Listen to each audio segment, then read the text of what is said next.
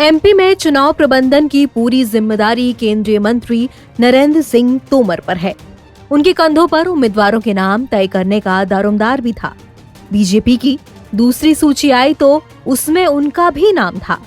नरेंद्र सिंह तोमर को भी बीजेपी मुरैना जिले दिमनी विधानसभा सीट से चुनाव लड़ाने जा रही है। तो यहाँ आपको बता दें कि दिमनी कांग्रेस का गढ़ है। 2008 में आखिरी बार बीजेपी को यहाँ से जीत मिली थी। इसके बाद से बीजेपी जीत के लिए यहाँ तरस रही है। ऐसे में नरेंद्र सिंह तोमर को कांग्रेस के किले में भेजकर बीजेपी ने सभी को चौंका दिया है। इस पर नरेंद्र सिंह तोमर ने क्या कहा, जरा सुनिए। देखिए, मैं तो भारतीय जनता पार्टी का कार्यकर्ता हूँ। पार्टी ने मुझको पार्षद का चुनाव लड़ाया, विधानसभा का लड़ाया, राज्यसभा का लड़ाया, लोकसभा का लड़ाया। पार्टी को लगता है कि मुझे विधानसभा का चुनाव लड़ना चाहिए, तो पार्टी का आदेश सिरोधार्य है। हम लोग तो कार्यकर्ता हैं, पार्टी जो आदेश देती है उस काम को करते हैं। अब एक बार दिमनी विधानसभा सीट के बारे में बतलाते हैं। ये सीट 2003 तक एससी के लिए सुरक्षित थी। 1998 से लगातार 2003 तक इस सीट पर बीजेपी का कब्जा रहा। 2008 में ये सीट सामान्य हो गई थी। इसके बाद भी यहाँ बीजेपी को जीत मिली थी। 2013 में ये विधानसभा सीट बीजेपी के हाथ से निकल गई तो बीएसपी के बलबीर सिंह दंडोतिया ने यहाँ से जीत हासिल की थी। 2018 में इस सीट पर कांग्रेस ने कब्जा कर लिया है।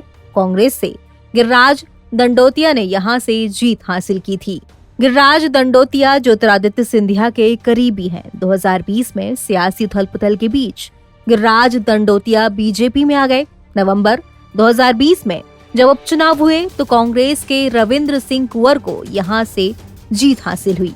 इससे साफ मैसेज था कि दिमनी कांग्रेस का गढ़ बनता जा रहा है।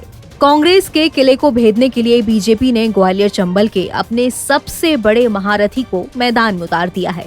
नरेंद्र सिंह तोमर अभी मुरैना से सांसद हैं। वहीं मुरैना जिले के 6 विधानसभा क्षेत्रों में से 4 पर कांग्रेस का कब्जा है। वहीं 2 सीट पर बीजेपी काबिज है। बीजेपी दिमनी से नरेंद्र सिंह तोमर को उतारकर मुरैना जिले की दूसरी सीटों को साधने की कोशिश कर रही है। नरेंद्र सिंह तोमर के वहां से चुनाव लड़ने का असर जिले की दूसरी सीटों पर तो होगा ही, इसके साथ ही दूसरे जिलों पर भी इसका असर पड़ेगा। 2018 के विधानसभा चुनाव में ग्वालियर चंबल के क्षेत्र में कांग्रेस ने बड़ी जीत हासिल की थी। उस जीत के सूत्रधार ज्योतिरादित्य सिंधिया थे। अब वो बीजेपी में है। ऐसे में तोमर को एक बड़ा बैकअप मिलने की उम्मीद है। एनबीटी ऑनलाइन की रिपोर्ट।